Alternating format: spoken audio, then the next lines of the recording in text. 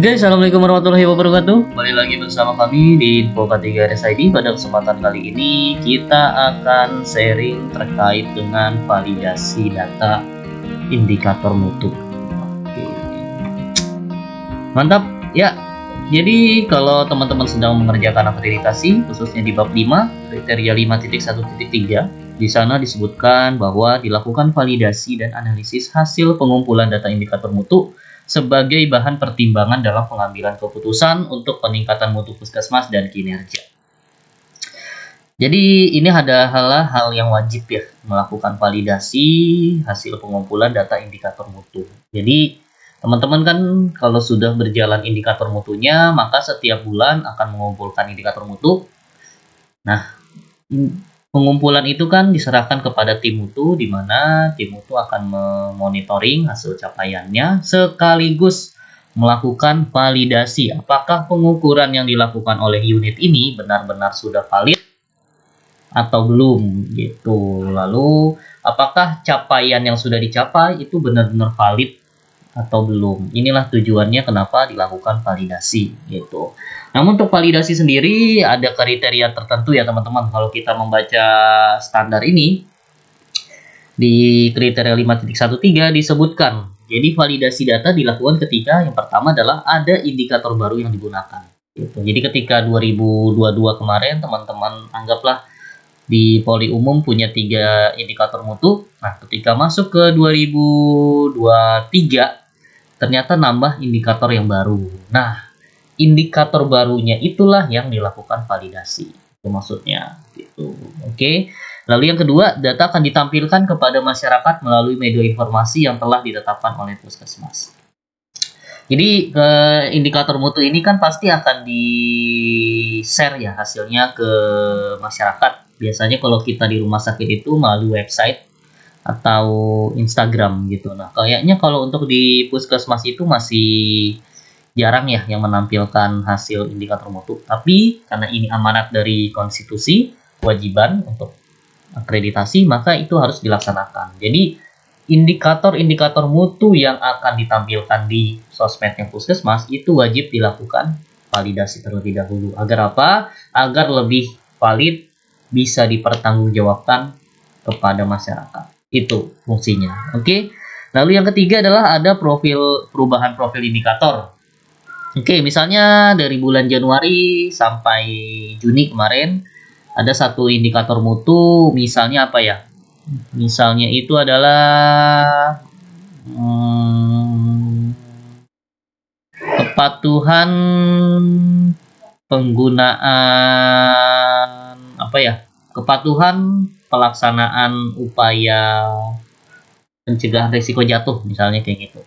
Nah, di dalam profil tersebut, oh enggak, gini aja paling gampang. Misalnya ada identifikasi pasien di poli umum, misalnya kayak gitu. Nah, di profil indikatornya itu hanya menyebutkan nama dan tanggal lahir gitu. Tiba-tiba di pertengahan tahun ada dari Kemenkes atau dari Dinkes itu meminta ditambahkan lagi, yaitu nama, tanggal lahir, dan alamat rumah gitu. Nah, ketika ada perubahan tersebut, maka di bulan selanjutnya wajib dilakukan validasi gitu.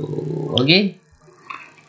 Lanjut, ada perubahan data pengukuran yang tidak diketahui sebabnya. Nah, ini ada perubahan data. Misalnya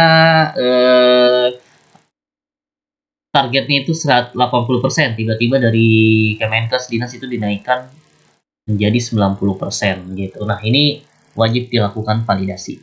Yang terakhir adalah sumber data berubah, misalnya ada bagian dari catatan diubah ke format elektronik. Oke, ini biasanya berkaitan dengan apa ya?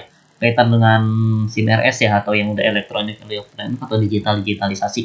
Misalnya adalah kepatuhan pengembalian buku rekam medis. Biasanya kan buku rekam medis, ternyata di pertengahan tahun ada informasi bahwa buku rekam medis sudah tidak digunakan karena sudah di-change menjadi EMR atau e-medical record atau e-rekam medis gitu. Nah, ketika perubahan tersebut terjadi, maka otomatis akan ada perubahan profil indikator, perubahan pengukurannya, perubahan definisi operasional yang itu wajib divalidasi gitu. Oke. Nah, jadi validasi ini dibuktikan dengan apa sih? Karena kalau teman-teman melihat EP-nya yang ada di sini, itu dilakukan validasi, dilakukan analisis, dilakukan rencana tindak lanjut, dan dilakukan tindak lanjut. Oke, nah satu poin A sampai D ini bisa teman-teman buktikan dokumennya itu dengan membuat laporan validasi, gitu. Oke. Nah, ini adalah beberapa contoh yang saya cari ya di Google. Mohon maaf saya carinya dari rumah sakit ya teman-teman ya, karena kalau rumah sakit itu lebih detail dan lebih bagus gitu. Sehingga kalau teman-teman puskesmas ingin membuat laporan validasi, saya kira mencontek konsepnya rumah sakit itu jauh lebih baik gitu. Nah, ini contohnya adalah laporan validasinya. Jadi laporan validasi ini dibuat kapan? Tergantung teman-teman melakukan pelaporan indikator mutu. Misalnya analisanya dilakukan setiap 3 bulan sekali, maka validasinya dilakukan 3 bulan sekali. Nah, kalau misalnya dibuatnya semester sekali atau 6 bulan sekali, maka laporannya dibuat 6 bulan sekali gitu. Jadi sesuai dengan SOP atau SPO, pencatatan dan pelaporan, dan juga analisis data tim mutunya itu seperti apa. Oke, untuk format laporan sendiri ada bab 1, latar belakang, tujuan, dan laporan belakang tujuan saja. Lalu bab 2 ini adalah pelaksanaan kegiatan. Nah, pelaksanaan kegiatan ini biasanya lebih ke SOP-nya gitu. Oke, silahkan dimasukkan saja di sini. Masih teori. Yang ketiga adalah hasil validasinya. Oke. Oke. Jadi pelaksanaan kegiatan validasi di sini teman-teman bisa tambahkan apa aja sih atau mana aja indikator yang termasuk dalam kategori yang butuh divalidasi. Itu bisa dimasukkan di bab 2 ini. Sayangnya di bab 2 RSUD Caruban ini tidak dimuat ya, tapi kalau teman-teman ingin lebih bagus lagi, masukkan poin tersebut di bab 2. Agar apa? Agar ketika seorang membaca laporannya, oh bisa nyambung di bab ketiga hasilnya ini. Gitu. Jadi lebih detail aja. Oke, jadi dimasukkan di bab 2 indikator mana aja yang butuh divalidasi. Nah, kalau untuk RSUD Caruban ini ada beberapa. Yang pertama ada operasi seksio gitu. Lalu kepatuhan melakukan marking. Yang ketiga itu ada kepatuhan pencegahan risiko jatuh. Yang keempat lalu 3 aja. Nah, gitu. Nah, dari 3 ini hasilnya silakan dimasukkan di bab 3. Hasil validasi indikator mutu rumah sakit. Yang paling gampang saya kira yang sesuai dengan puskesmas saja ya. Kayaknya ketiga ya tadi ya. Kepatuhan upaya pencegahan risiko jatuh pada pasien rawat inap. Jadi numeratornya adalah jumlah form pengkajian risiko jatuh yang diisi tidak lengkap dibagi jumlah, kok aneh ya yang diisi tidak lengkap ya.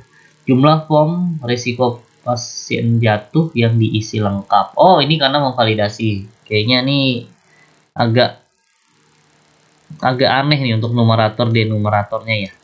Biasanya kan numerator itu jumlah form yang diisi lengkap, denomnya itu jumlah seluruh form risiko jatuh gitu. Biasanya kan seperti itu ya. Ini malah kebalik. Numeratornya jumlah pasien risiko jatuh yang tidak diisi lengkap, jumlah form yang diisi lengkap. Jadi misalnya form ada 100 form yang diisi tidak lengkap 5, yang diisi lengkap ada 13. Oke, kayaknya ini kurang tepat ya teman-teman contohnya. Kita cari yang lain aja.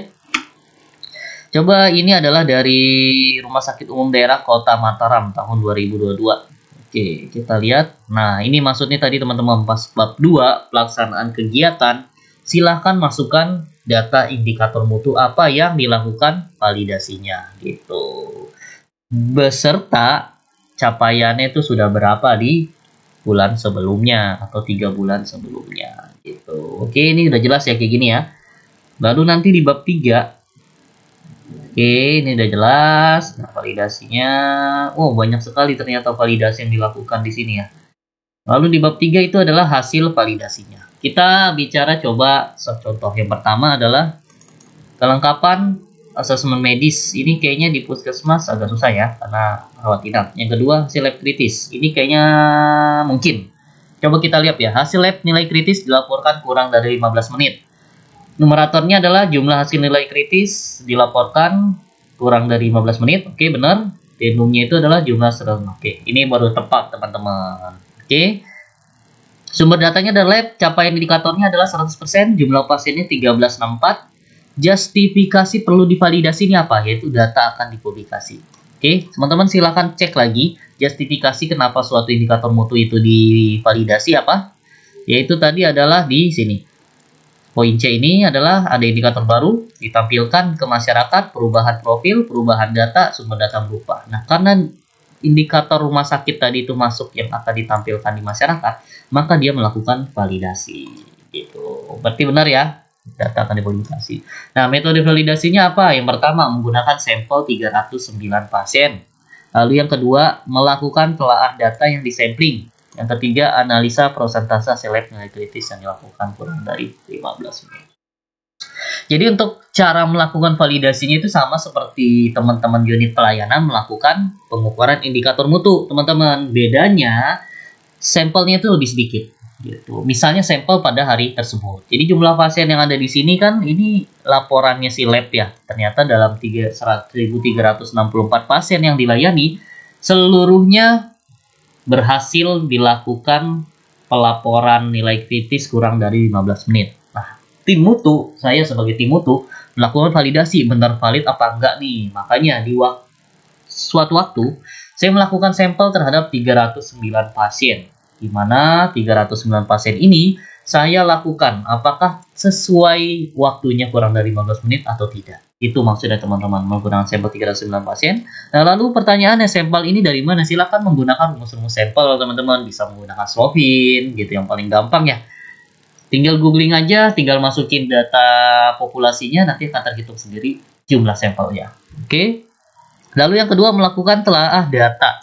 Telaah data ini seperti melakukan analisa. Jadi kita lakukan validasi sendiri, kita ukur sendiri, kita analisis sendiri apakah sesuai atau enggak gitu. Lalu dicocokkan dengan prosentasenya yang kurang dari 15 menit itu berapa. Ternyata setelah dilakukan validasi dari 309 pasien yang saya cek, yang saya ukur, ternyata benar-benar semua 309 itu hasil lab kritisnya dilaporkan kurang dari 15 menit.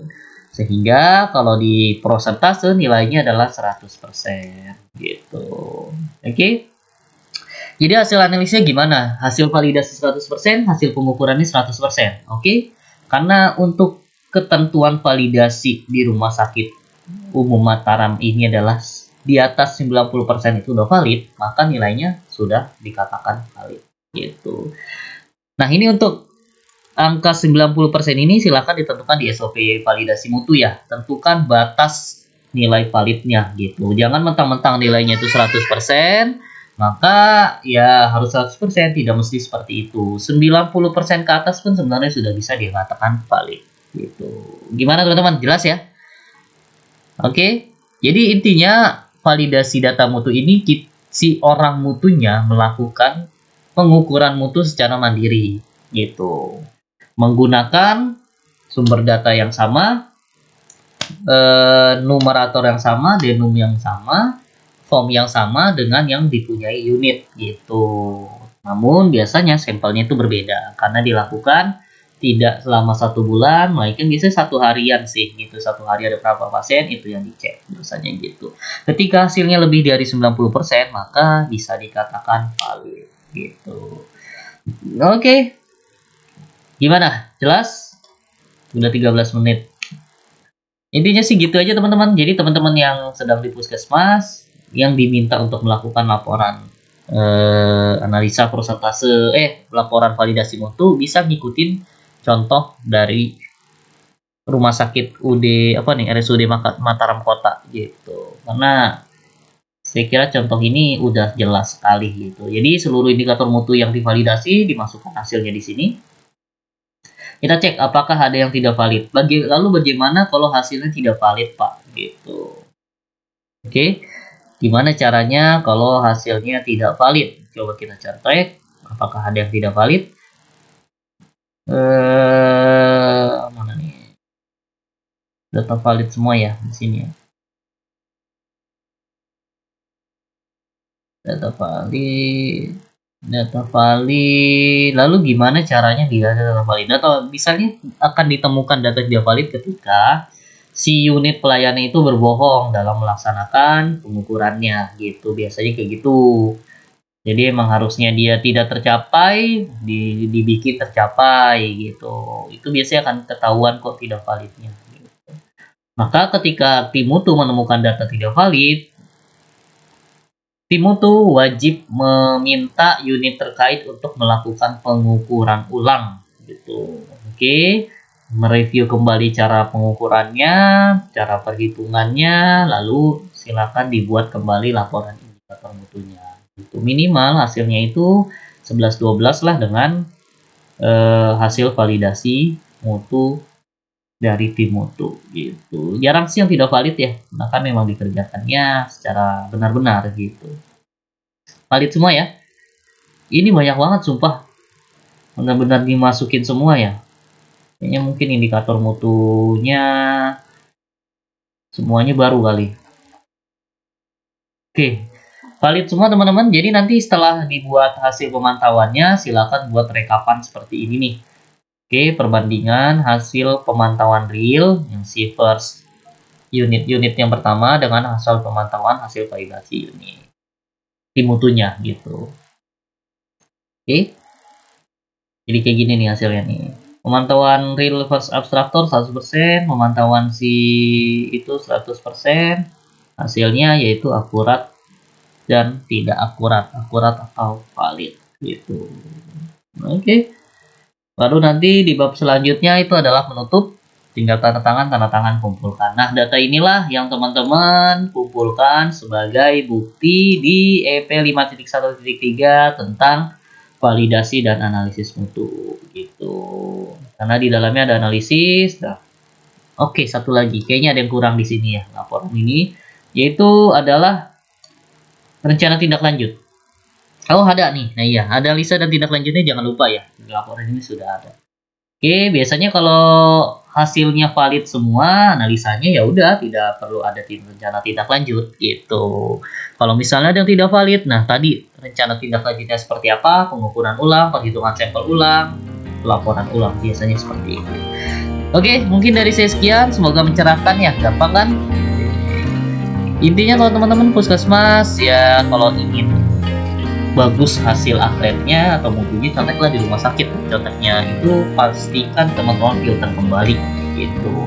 Yang lebih bagus sih teman-teman harus menguasai konsep mutu itu sendiri dulu agar ketika mencontek dari contoh-contoh yang ada di internet bisa memilih dan memilah mana yang terbaik untuk puskesmasnya sendiri. Oke, mungkin dari saya sekian. Terima kasih atas kesempatannya. Selamat pagi. Assalamualaikum warahmatullahi wabarakatuh.